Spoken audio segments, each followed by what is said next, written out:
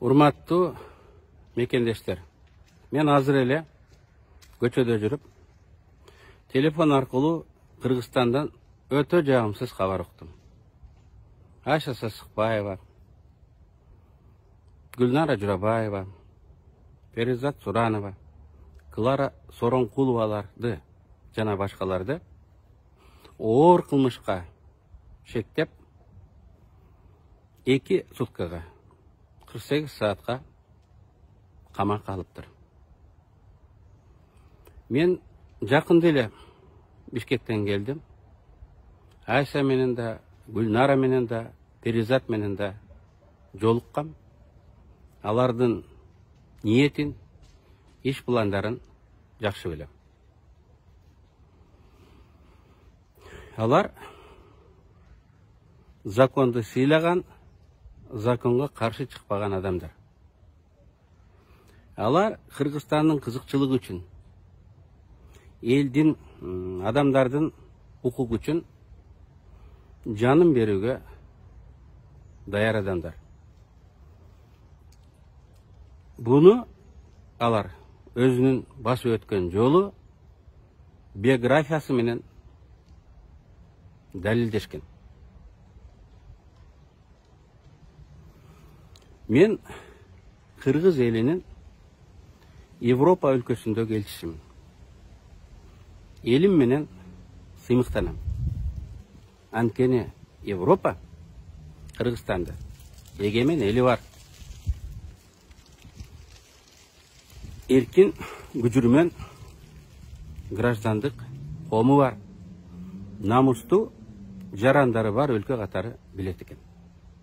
Бул биздин улуттук байлыгыбыз. Бул байлык бизге бир күндө келген жок. Далай кыйынчылыктар менен 30 жыл тарыхыбызда жеңип, ылдый-өдө болуп, кызыл жекет талашып жүрүп жыйнаганбыз. Кашык менен жыйнаганбыз. Кашык менен жыйнаганыбызды чөмүштөп чачып,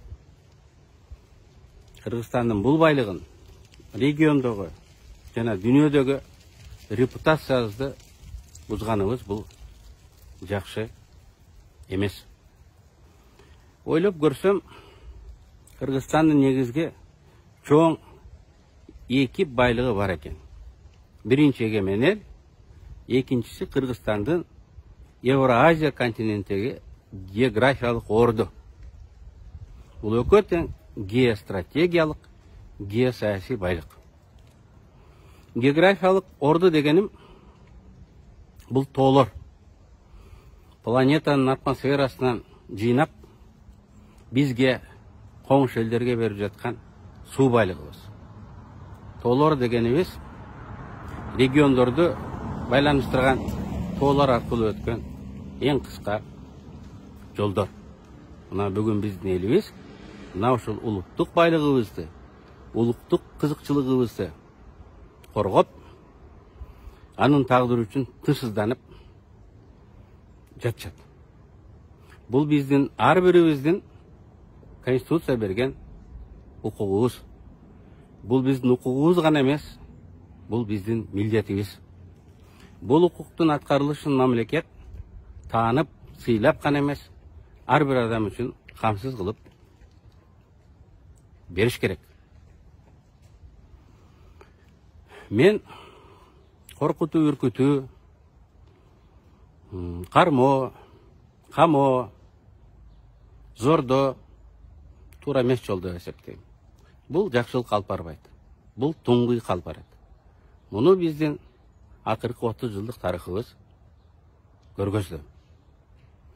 Эгер кимдир бирөөлөрдө тополоң салуу жолу менен, ок атуучу курал, жарылуучу заттарды пайдалануу жолу менен башаламандык кылып бийликти басып алабыз деген ниеттери болсо, алар мыйзам алдында жооп бериш керек. Мен ойлойм, бүгүн бийлик ойлонуп, кармалгандарды бүгүн эртең үйлөрүнө коюп жиберет деп. Ал эми козголгон иш андан ары дыкат, кылдаттык менен объективдүү иликтене берсин. Сот адилеттүү чечим чыгарсын. Күнөөлүүлөр жазасын алсын. Мына ошондо гана эл ынанат, мына ошондо гана эл тынчтанат. Мен Кыргызстанда акыл эс үстөмдүк кылат деп ишенгим келет.